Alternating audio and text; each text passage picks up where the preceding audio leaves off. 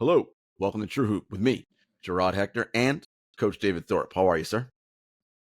I'm warm. I don't think many of the people in the country are saying that right now, so I'm lucky. Yes, it was in the teens this morning on my run, so yes, it is not warm up here in New York City, that's for sure. I talked to someone in Toronto today, and they were minus 15. Yeah, He said yeah. the guy told me I was sweating because of all the clothes. Well, that's the other thing about when you pile up and wear so many clothes in the cold, right? You start to sweat, and then you get colder because you're wet, and now you're freezing. It's just, listen. But runners, we know you wear moisture wicking warm fabric, and you manage, and you're okay. David, Ask Coach Thorpe's one of the favorite things we do here. Our listeners and fans get to tap into Coach Thorpe's big basketball brain. So for all those of you out there who want to participate going forward, please send your questions in to TrueHoop at TrueHoop.com. That is TrueHoop at TrueHoop.com. All right. This question comes from Mikhail, and it ties into what you and I were talking about with about Derek White right before I believe I left for vacation. And we talked about how he's just so valuable, and his EPM numbers are off the charts. And this is Mikhail, and he's asking, you talked about Derek White, and he should be an all-star because of his great advanced stat. For example, he's top 10 in EPM. But Mikhail thinks that the 6 guards ahead of him in the fan vote are more deserving. Tyrese Halliburton, Trae Young, Dame, Donovan Mitchell, Tyrese Maxey, and Jalen Brunson. Intuitively, it seems like advanced stats may overvalue certain role players, and I wanted to ask you if you think that's a conceptual bias in the way advanced stats values players. Well, I'm not the best person to ask because we should talk to Taylor or Ben or someone. And Seth, Stephen Alardi. No, yeah, Steve, John Hollinger, the guys that are smarter than me about it. But I talk to those guys all the time, or we email and text them.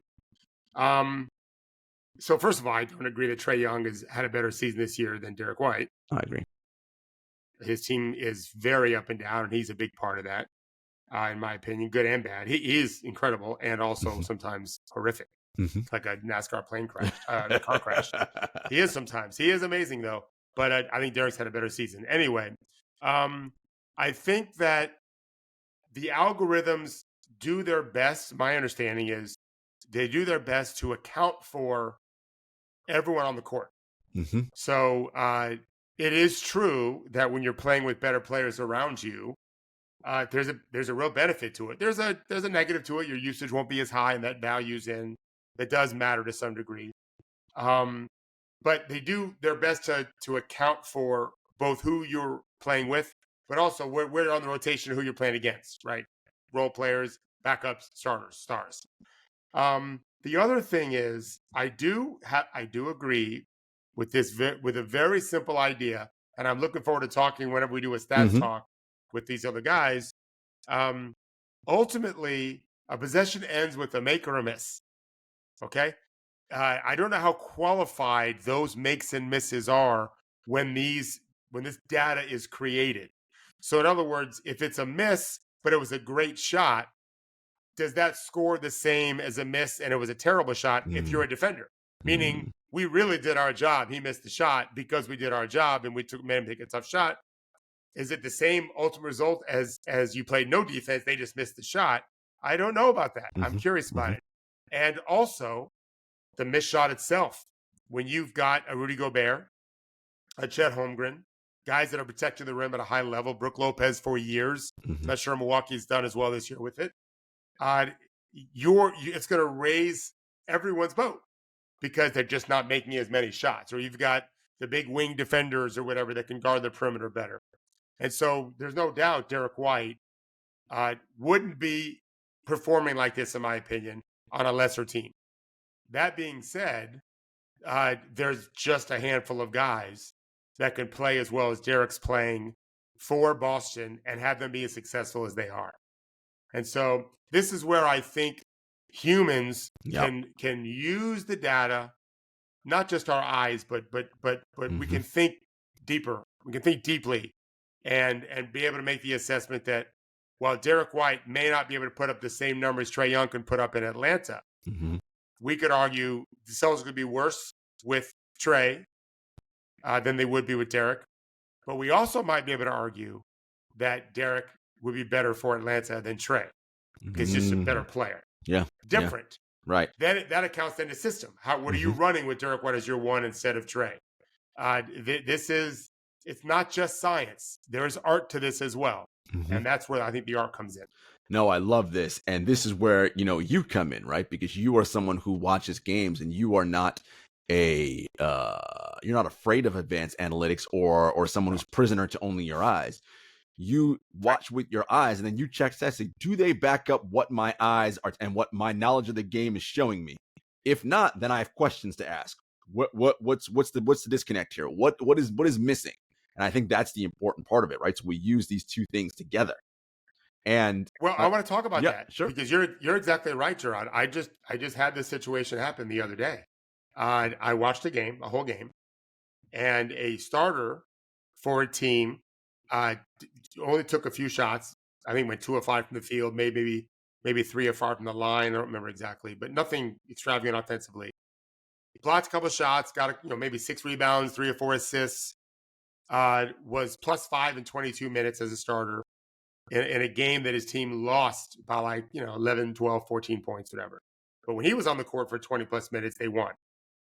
I was very happy with how the player played, other than his offense was just okay, but made a lot of very good passes, good decisions, good screens. And again, they won his minutes. And would have won by more if guys had made wide open shots. They just didn't make them, but that always happens.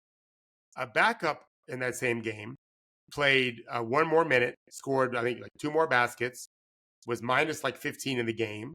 And I did not think played a good all-around game. Had less rebounds, less everything except for scoring. And then when I looked at one of the data things we look at, I use 5 or 6 different data sites. On one of the sites, that bench player who played against bench players and got murdered scored much better than the starter. And I was surprised. I emailed the guy who runs the website.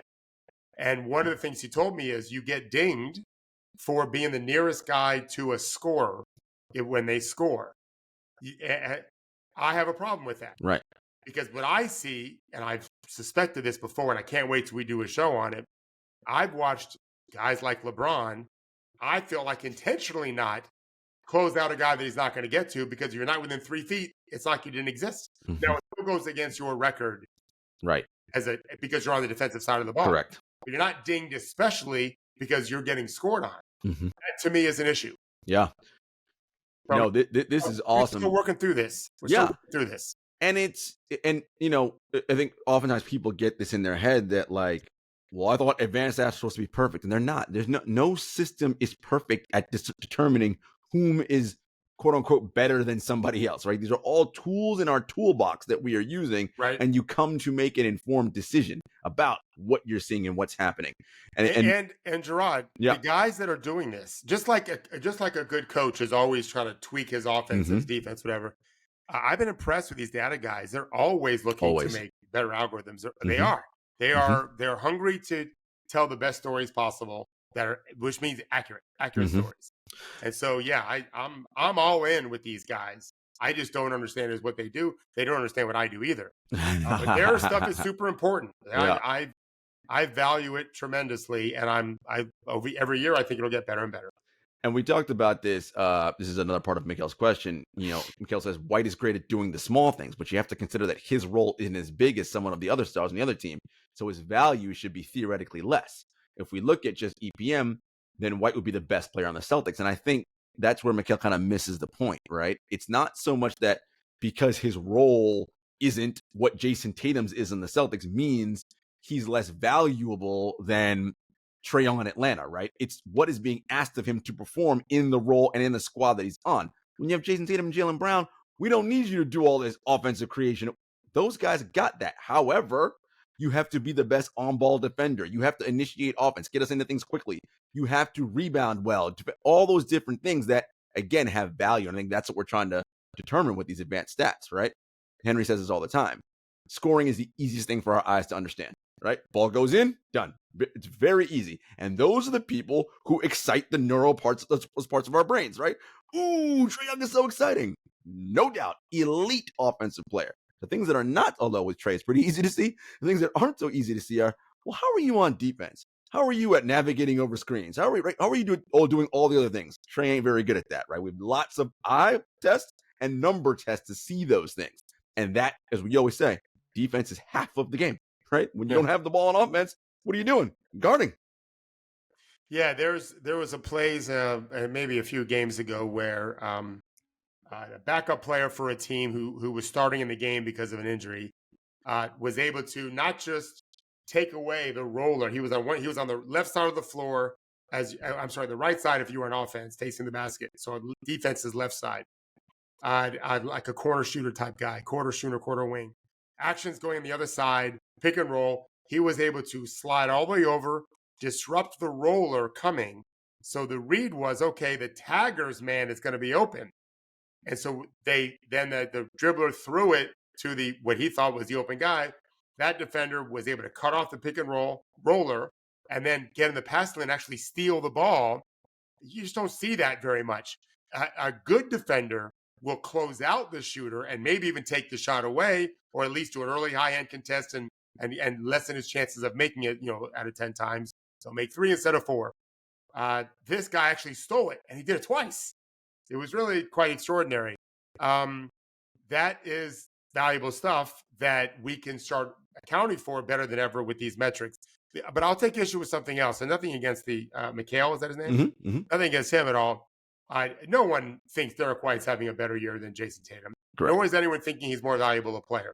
It is one of our tools. What's more important is you look at Derek White's salary and you're trying to figure out where he's going to go. And we compare him to other people in how we pool all the data together and how does he compare to those guys. And I would say he ranks above almost everyone. Correct. As Jrue Holiday has. Correct. And he's never been a great scorer either. So we're allowed to, there are machines out there, there are algorithms out there spewing out something different that would say Tatum is the better player. I don't think Taylor Snar from Ducks and Threes would have anyone think you should pay Derek White more money than Jason Tatum. I don't think that's the case. Correct. And so this is where the art comes in, is knowing which science to look at and how to put it all together. And there's a way, David, that players like Derek White, Jrue Holiday, Draymond Green,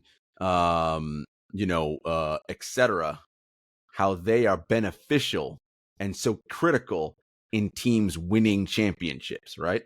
No Draymond Green. Guess what? Warriors are not doing as great as Steph and Clay and all those guys were. No Draymond. Guess what's not happening? Championships, right? And Kyle Lowry, plus minus God for a zillion years. There's a way that when you pair those players with elite other players, oh, well, now you're cooking with grease, as I like to say, right? It's trouble. So the cooking metaphor is good. For New Year's Eve, my wife and I went to, we think the nicest restaurant in the area, which is not a place we go to frequently. It's probably been a decade or more since we've gone. And it was a 7-course meal, amazing. And the amuse-bouche, supposedly charcuterie. Well, it was not charcuterie, it was charcut.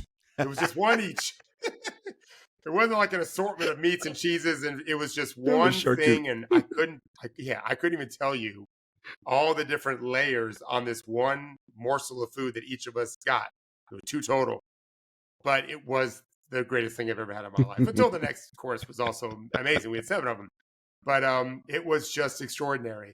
And separately, I take any ingredient out, it would have been fine. It would have been good, and then really good. But with all of them together. Well, that's what team building is. Is you've got this, Tatum is the stock, right? Tatum is the main thing. And Brown is right there. But they are not enough. They're not enough. We have to have these other things in. And that's where I think the best executives shine brightest, is they understand it's not just the talent of the player, it's the culture of the team, but also what is that culture going to bring out, right? The colors are brighter when the culture is right. If you think about think about anything, when the great paintings, when they're redone, remastering audio, the little bit you do just makes it sound better. It's the same stuff. Yep. You have to add those little things in to get the better recipe. And I think Brad's done a great job in Boston. We'll see. We'll talk about them later. We sure will. Dead last in points off the bench scoring. We'll see if, because of that depth, the Tatum, Brown, whatever, are playing some time with the backup. So when the starters score, it counts as starter points. but it might be in second unit actions, right? Mm-hmm. We'll see how that works out, but that's their job. And I think Boston's done a great job with it. And you brought up a great point, and we'll finish it here, is that, again, it's about the value White is providing at the dollars he's being paid, right? He is performing at a level on par, as we said, as an all NBA first team player, right? That is the level he is producing according to many advanced metrics.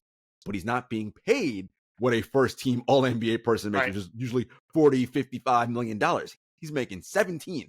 So that, because you can get that level of production out of a player making that salary, that's what helps you make you so much better, because you have money to spend in other places, right? That's what David talked about with team building. It's huge in a salary cap sport. And I need to look at you can go to Cleaning the Glass or basketballreference.com, NBA.com, and look at the on-off numbers when he's on or off the court.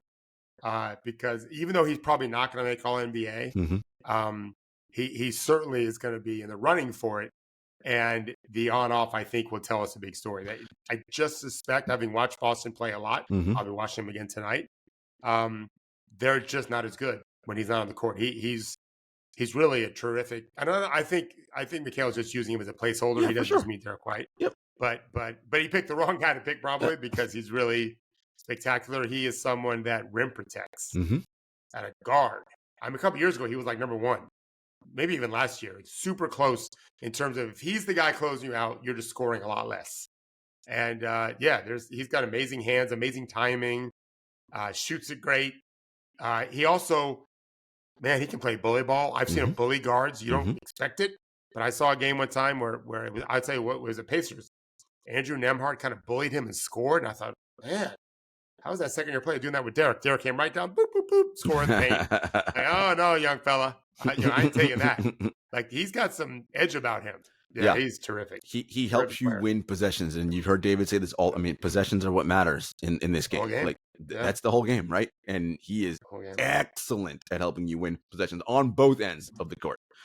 For sure. All right, David, it is, of course, trade season. And one of the favorite things you like to say to us in our chat group is, everything you're hearing is not true, right? That gets put out there by all of everyone's favorite people they follow on Twitter for all the trade bombs.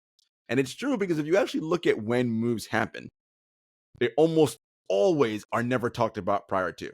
The RJ Barrett, OG Anunoby trade, I mean, I could be wrong. I don't remember anybody saying anything about that trade prior to.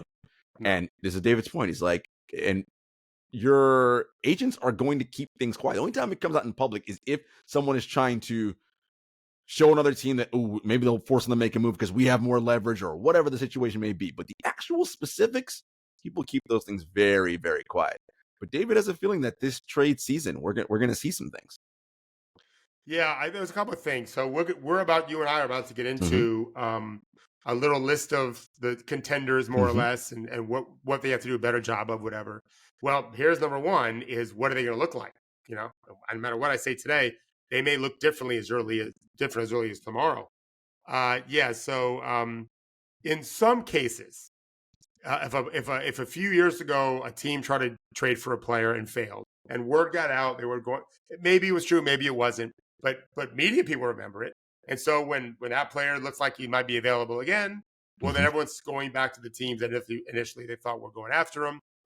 But the principals tend to keep it very, very quiet. There are exceptions. Sometimes executives can be sloppy with who they're talking to, or maybe even like, we want a bidding war. So let's let the word out a little bit. So you call a bunch of teams, and you don't say, hey, make sure this never leaves, because the other team knows they're calling other people too. Right. These teams all talk to each other all the time. In many cases, they work together. And now one guy gets promoted or demoted or stays the same, another guy left, and they're still talking. They're still friends. Wives are still sending Christmas cards to each other, that kind of thing. So, but the other thing to consider too is ownership ultimately rules the day. And so you might have principals coming to a decision. Now we got to take it to our owner. In fact, that's literally how it goes down. We have to go to our owner and get permission on this. And the owner may feel differently, rightfully or wrongfully. Most of these owners shouldn't really have an opinion because they're what they're talking about, but some do.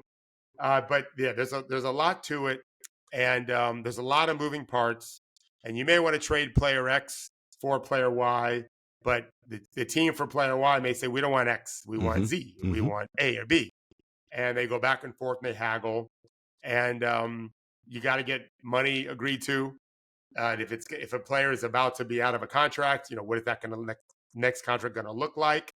Now you got to get some trust issues because you can't extend them. Yep. There's a lot of moving parts, and so I know a trade might go down today.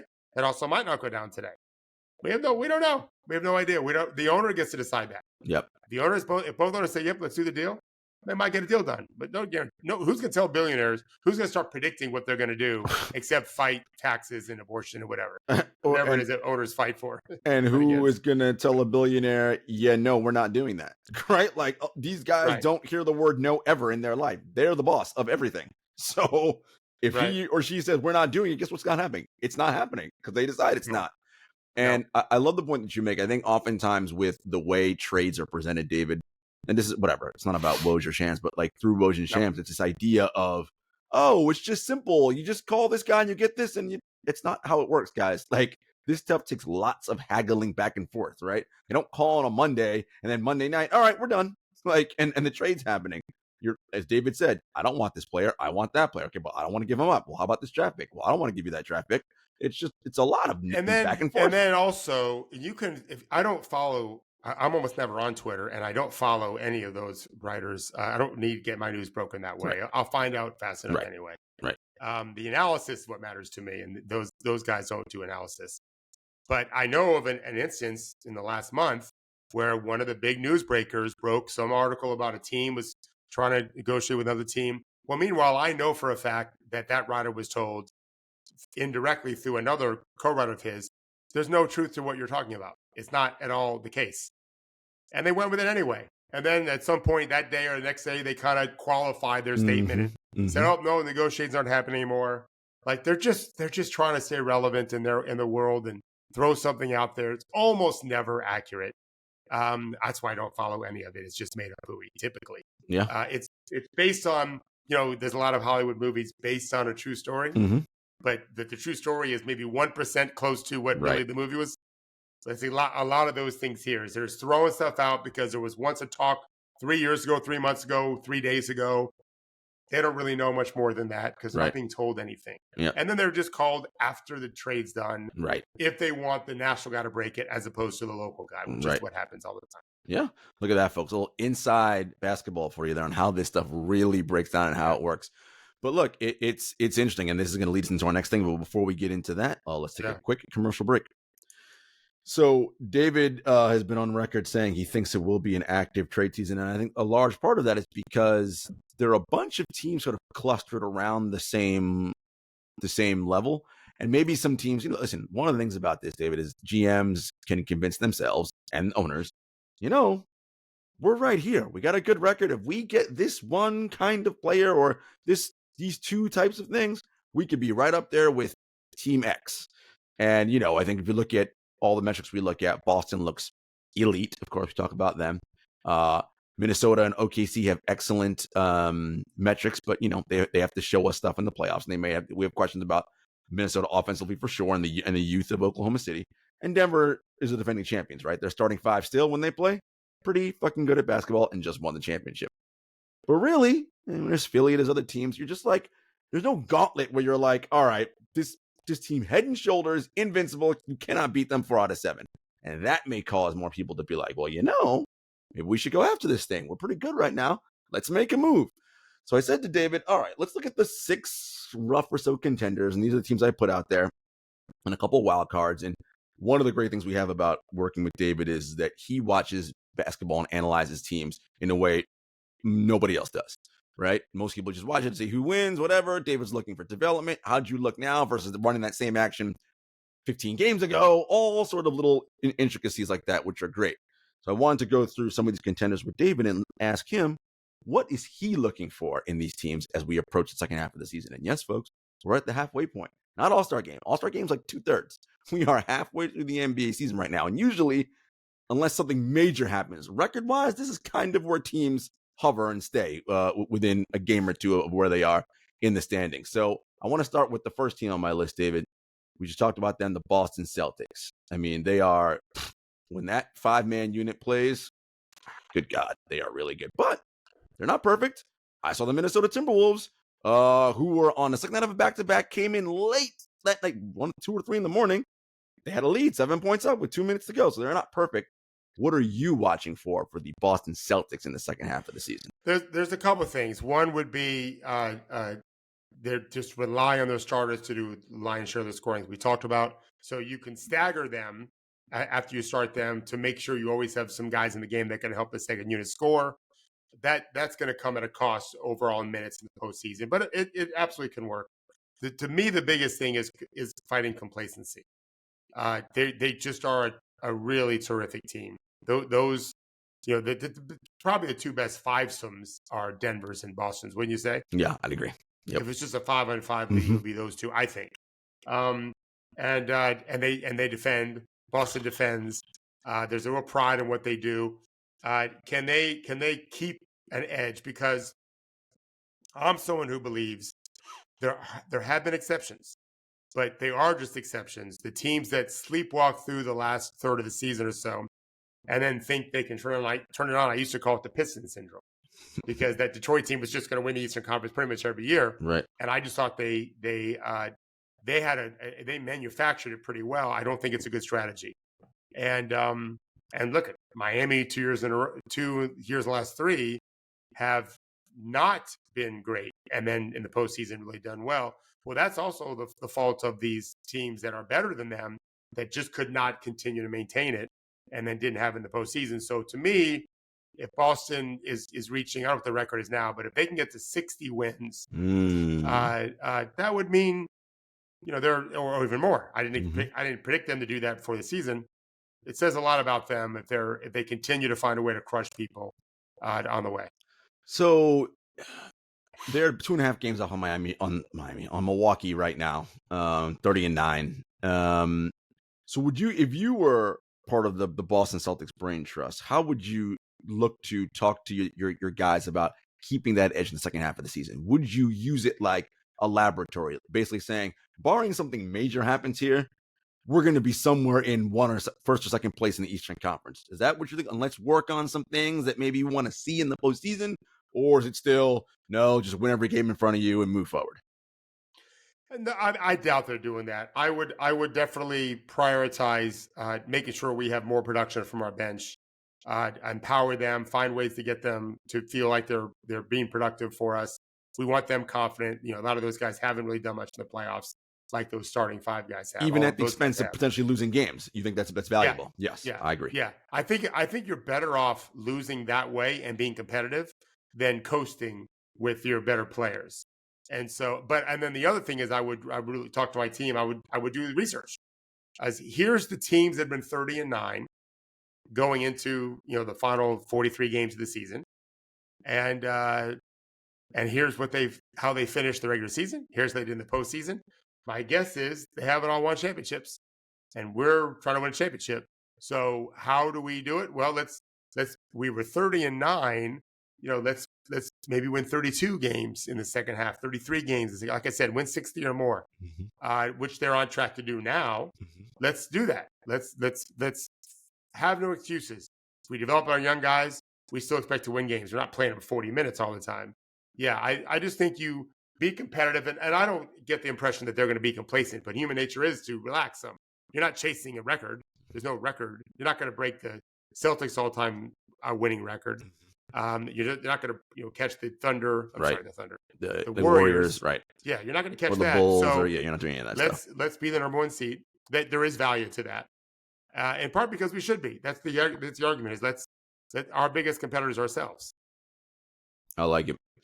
All right, moving to the Western Conference. The next team I have on the contender list, the Oklahoma City Thunder, currently second in the West, 27-11, only a half game behind the leaders, Minnesota Timberwolves. We talked about them from a trade aspect a number of times, so we know that can make the makeup of this team potentially look different after the trade deadline. But all things being equal, what are you looking for out of Oklahoma City in the second half of the season? There were 2 things I saw. That they're also not there's a few teams on your list that don't have a great bench.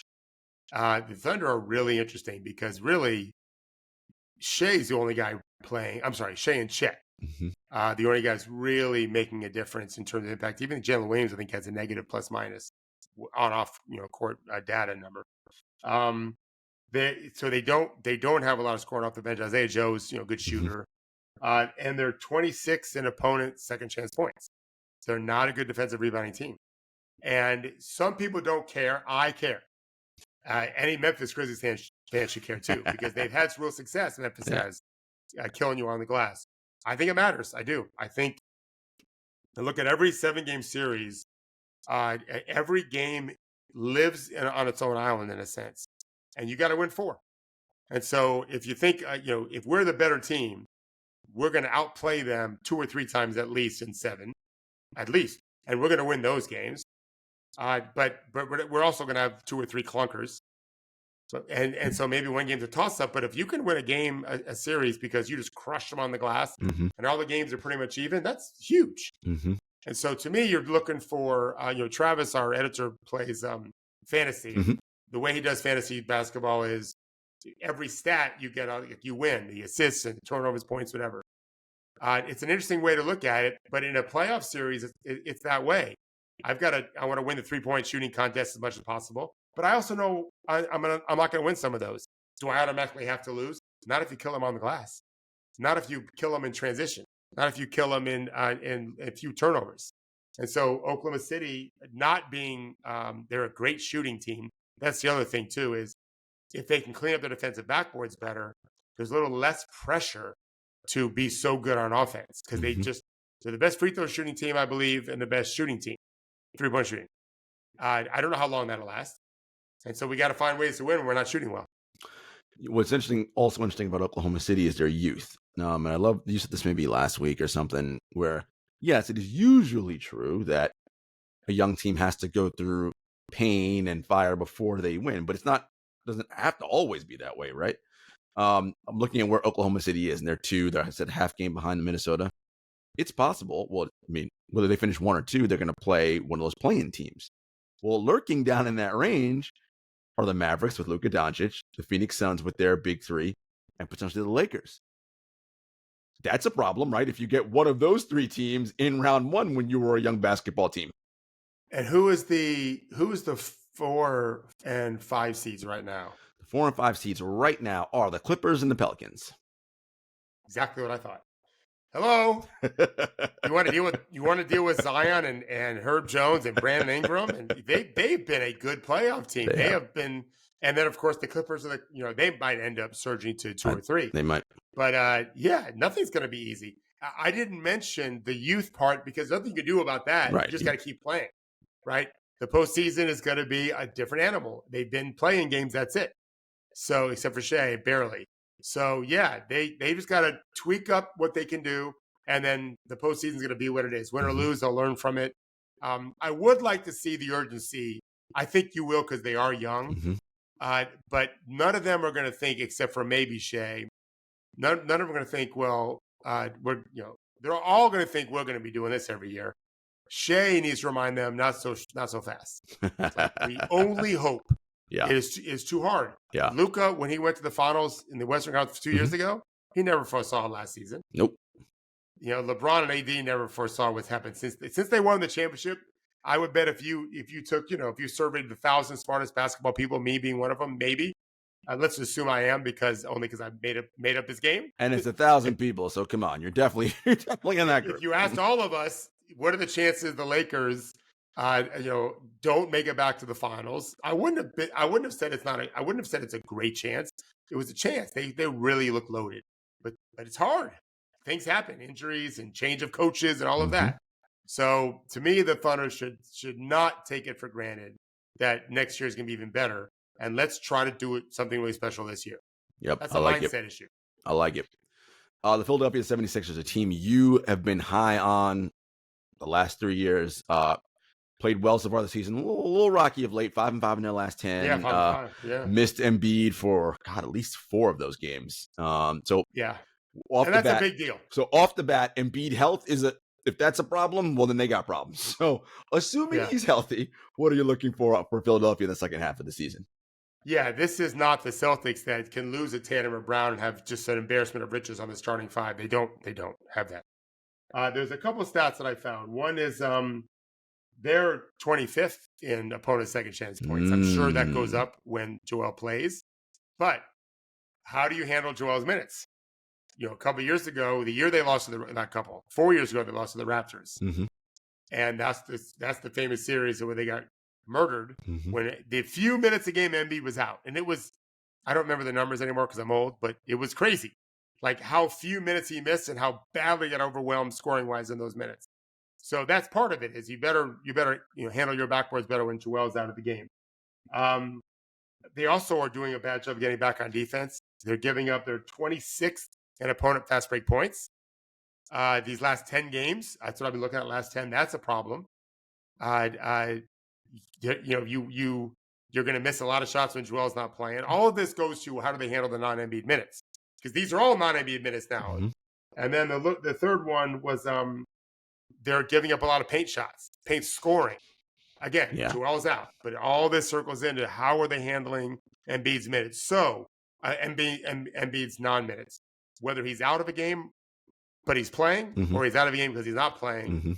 How Philly handles that, I think, is going to tell us a lot. Yeah, and they're definitely in the trade market for sure. For sure, we like their starting five. We love the jump that Maxey made. Harris is a good player. But, I think playing really well. They're going to need a couple things, I think, just to, again, solidify those non-Embiid minutes. And if he misses a game or, which could potentially happen in the postseason. Yeah. A team we talked about last week, the Timberwolves, right now, first in the West, half a game up. That defense is elite. But you mentioned, as good as Anthony Edwards and Karl-Anthony Towns are offensively, they're ball stoppers, right? A lot of ISO ball. They need to run more stuff. So I assume that's one of the things you're looking for them in the second half of the season. Are you going to run more things? Well, yeah, I don't get too much in the X and O because there's so much going on, but they have got a couple issues. I think about playoff success, and we just talked about finding ways to win games. They're not a great offensive team. And so how do you make up for that? Play great defense. Okay, great. That's not going to win you a game. It just keeps you in contention. They're 22nd in offensive rebounding points, second chance points. They're a long group with athletes in a lot of spots. It would help them if they were demons on the offensive glass when they missed that first shot to be able to get more. If they were like top 10 in second chance points. Like how Memphis has been the last 2 years. Right, exactly. That would really mean a lot to me because that would mean they've got a good plan when they just can't make shots in a game. They're going to play great defense. You still got to score, but that's one way to do it. 26 in fast break points. Also a problem. They're not a team that's going to run it down your throat. And yet, I think they're capable of doing that. They've got big rebounders. They've got, obviously Anthony Edwards, Mike Conley as distributor, Jaden McDaniel as a finisher in transition on the wing. I'd like that number to get up. They have a turnover problem, 27th in points off turnovers. So they've offensively, if they're conservative and are careful not to turn the ball over, but they're not getting rebounds and they're not racing in transition to score, and they're just relying on a conservative half-court offense, that's problematic for me. Like, if I was picking a team right now to get upset in the first round, having no idea what the match is, I'd pick them. That doesn't mean they lose, and it doesn't mean I'm picking them to get beat in 4. I mean, they gave the world champions the best run last year, if I remember right. Them and the Suns, they went 5, Suns went 6. Yes. Those two. The Suns go 6, okay, yeah. Suns went 6. So I'm wrong. The Suns gave them a better game, but I think it was competitive, and so that's very good. Competitive. But yeah, the not scoring in second chance, turning the ball over, turning the buckets, that's an issue. And there's going to be a game probably for them that they turn the ball over too much in the postseason. So now work on let's try to play faster without turning the ball over. Let's try to find ways to score easier. Let's hit the glass harder. I know what they're thinking. Stan Van Gundy did this with the Magic when he had Dwight. Screw the offensive rebounds. You're not going to score against us 5-on-5. And so we're just going to play great D 5-on-5. We're always going to have 5 back. Obviously, anytime it's 5-on-4, it's a disadvantage to defense. 4-on-3, anytime there's a man number disadvantage, it's a problem for the defense. So that's why they're not doing the glass as hard as they can. But I think they should jiggle that up a little bit, just change it up a little bit, and try to get to the glass a little bit more. And in order for them to do that on fast break, David, Chris Finch can I mean, their defense is elite, right? They get stops. They hold you to one shot and go. Yeah. So you don't have to change anything on the defensive side. We're already doing great at that. When we get a stop, however, it's a mindset change, right? Everybody start racing up the court, and they should be able to get some leak outs. And I mean, they got athletes on that team. Gobert, when Rudy played with Utah, they ran fast. They played fast. Yeah, Cat doesn't like to run necessarily. No, let him trail. Yeah. Let him trail. For the three. That's fine. Yeah. I'm sure they're thinking about stuff like that. But the bottom line is they're not. They're bottom 10%, 15%, 20%. So I think those little things would help. Denver Nuggets, defending champs. We talked about the starting five. Best in the league. Nikola Jokic is who he is. Best player in the world. Murray, Porter Jr. Porter Jr. is, by the way, having a really good season. Everyone was really good last night. He was. Starting five is fine. I think you're worried about the bench. I am. A couple of things. I was really impressed. I was more impressed with Denver last night than I have been all season because they played the Pacers. Now, Indiana did not have Tyrese Halliburton, but they had just won a road game without him before. They went 9-1 last 10 games, and it was a competitive game. If I'm Indiana, I'm thrilled, and if I can get Siakam, I'm really thrilled. Ooh. Can't get OG anymore because they need to me a paint scorer. By the way, they lead the league in paint score. They lead the league, but it's all with how they play. They don't lead the league in half-court paint scoring. I'm sure of that. I have not looked it up. Siakam, they could. So, but I was very happy with Indiana and very impressed with how Denver guarded. Jamal Murray was picking up full court. He was a problem. And I thought MPJ played great. I thought KCP was good. Jokic is an embarrassment as a human being. I'm embarrassed to be a human being because I'm nothing like him. He is just the most. I mean, I think Joel Embiid is deserving of MVP if the season ended today, but only because Jokic, he doesn't care. Jokic doesn't care. He's just such a brilliant player. He made a touch lob pass yesterday from like 8 feet. I think it was to Aaron Gordon. It might have been MPJ. Crazy. Where it looked like he was going to shoot it, but he just kind of lobbed it. He's amazing. He's just an amazing player. Jamal Murray looks great. Yeah. No, their starting five is right there with Boston. It would be fun.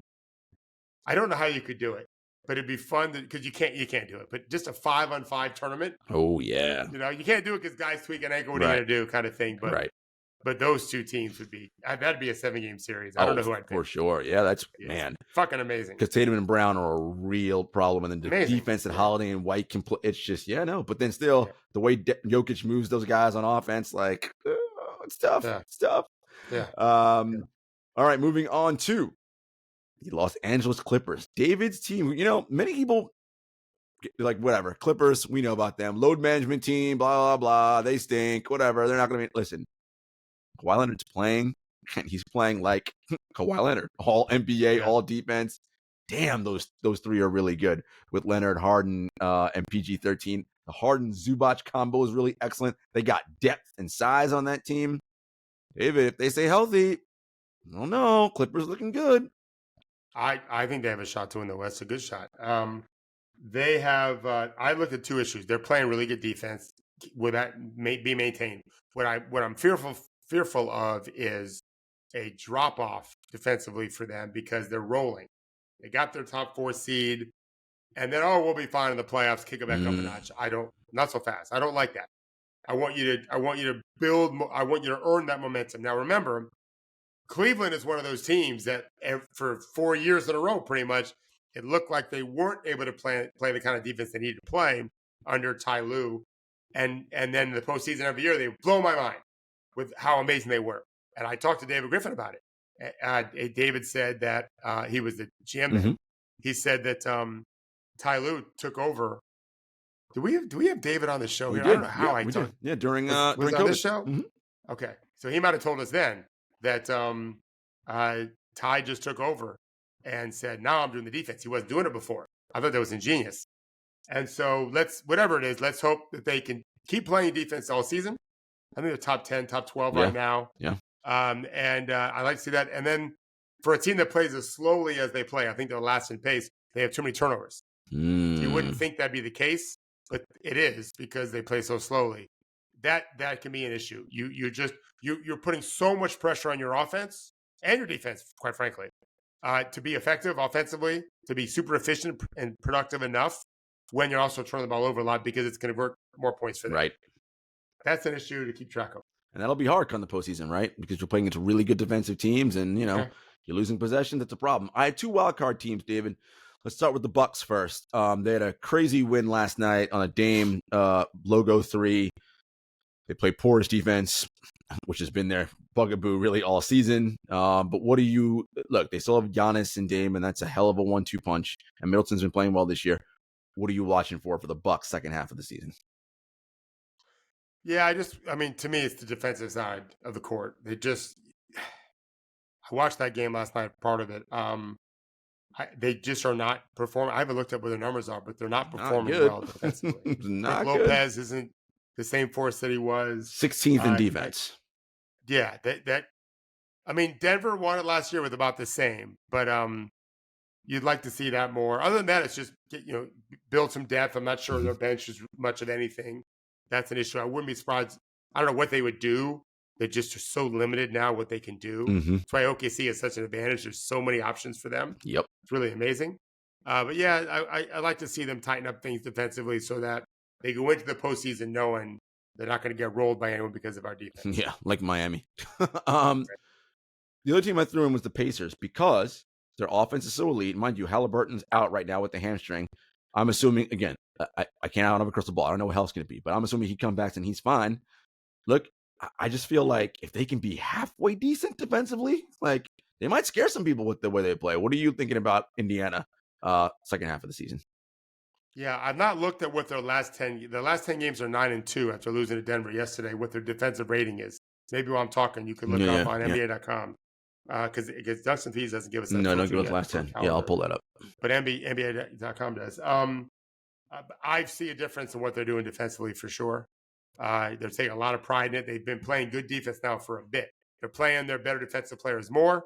Aaron Nesmith did not play yesterday, so they were missing 2 starters with him and Halliburton. But he and Nembhard have made a difference to them defensively. Even if they don't make a trade for anybody, they've really improved. Rick Carlisle is creeping into the Coach of the Year conversation. Not so much creeping. Not so much creeping. They're doing good. I'd like to see, just solidify that. I'd like to see Miles Turner play with a little more urgency all the time. I don't see that a lot.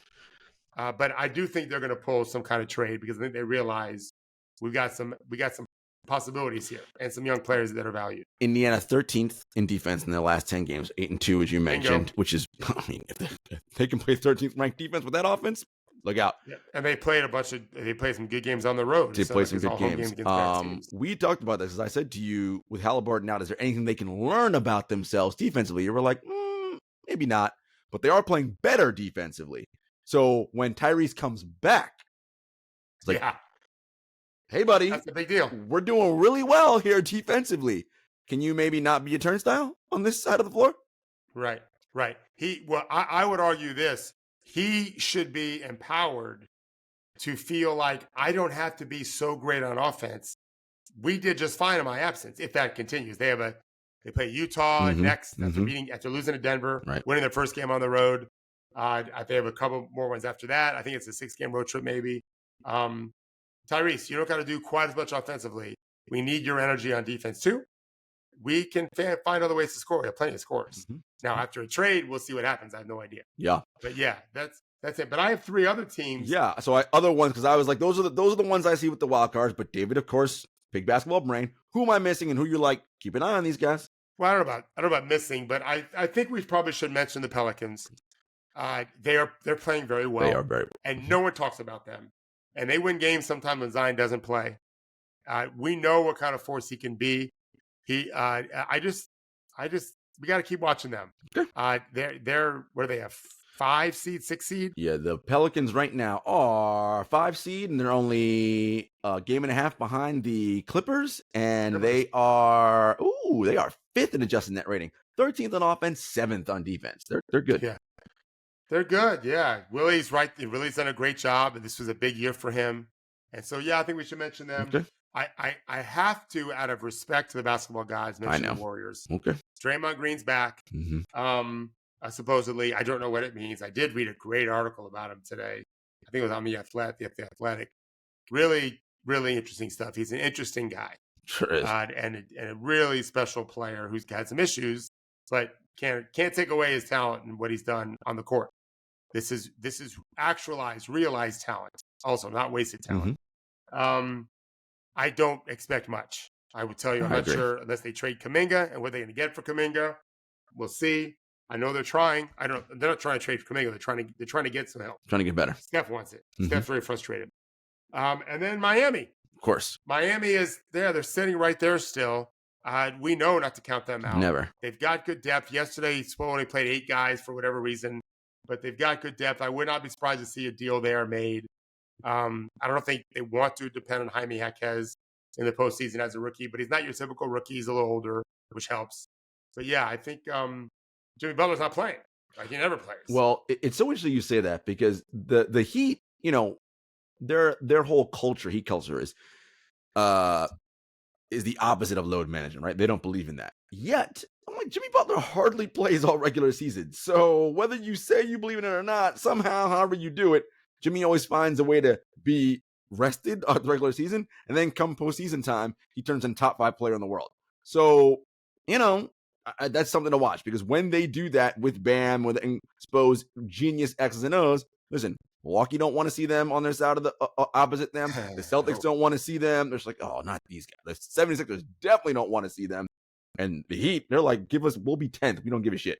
We'll play whoever's in front of us. And it's like, all right, Well, Henry always says, he's quoting, I think, Dr. Marcus Elliott, that it's not so much that the players can't play these games as it is they're not training right. And haven't been training right. So in theory, if we did it all the right way, starting when they were younger, I think the argument is that we could probably handle 82. Maybe I'm wrong on that, but he's not wrong to suggest that they're not training right. But I think Miami does a really good job of that.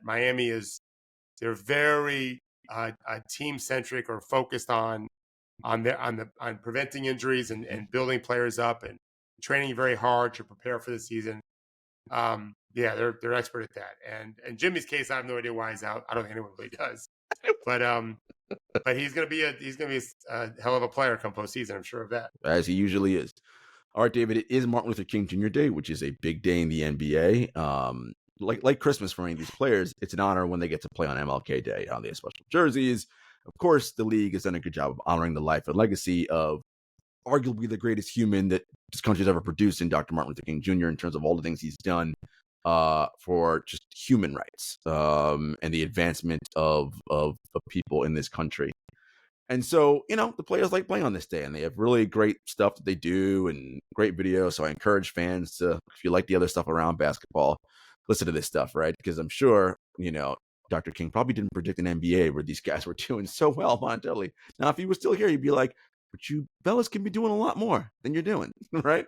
I'm really glad you said that, because it's the one thing I wish. I certainly can't do anything, but I wish someone could galvanize our celebrities, athletes, entertainers, and Taylor Swift is doing her part. No doubt. We need more people like that, I think, anyway. I'd love to see some of our athletes take a stand. We have some really terrible spots in America, really terrible spots, embarrassingly so. And yet they love their sports heroes. Sure do. Yeah, I'd like to see more of that. No, yeah. Absolutely. So is it like 7, maybe more than that, 9 games tonight, I want to say, starting at like 1 this afternoon. So basketball all day. I think I'm watching games starting at 2 or 2:30 today. Yeah. A couple a few that I'm keeping my eye on, because they're teams that we mentioned today. Pelicans, Kings, I believe. Is that on the rundown? My rundown just disappeared, David. I got it. So we got Pelicans, Mavs. Mavs. I'm watching that game. Because that's a potential playoff matchup, right? And you got Luka and Kyrie. By the way, quietly, Kyrie is behaving and being a good soldier. And man, if those two We're not talking about them, it's like referees. You don't talk about them; they're doing good, right?